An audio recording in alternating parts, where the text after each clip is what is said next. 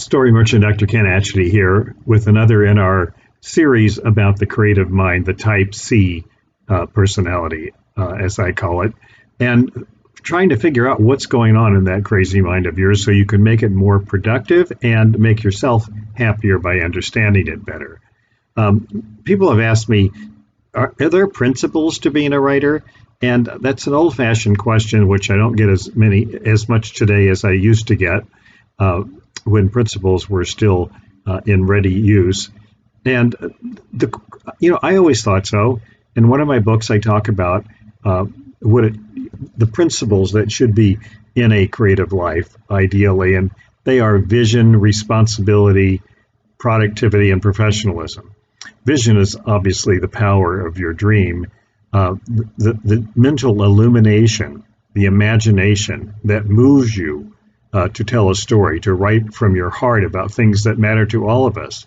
And I'd say let nothing deter you from writing what only you can write. If you don't write it, who else is going to write it? I always felt people had a responsibility. That's the next principle. Responsibility for the visions they have, for the stories they have. That responsibility is to the rest of us. If you have the talent, inspiration to say something, you must write, or your life will be bound in shallows and in miseries. Wilker Percy said, the success of writing is simply having something to say, and the corollary of that is if you don't say something when you have something to say, you have failed your responsibility as a storyteller. So please don't be that way.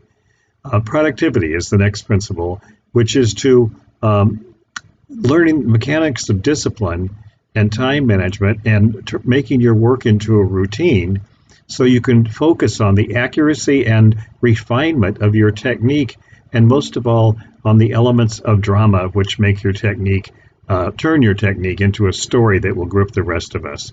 I always think it's funny when writers say, I don't really care about spelling. I mean, language is your instrument as much as an oboe is the instrument played by a musician.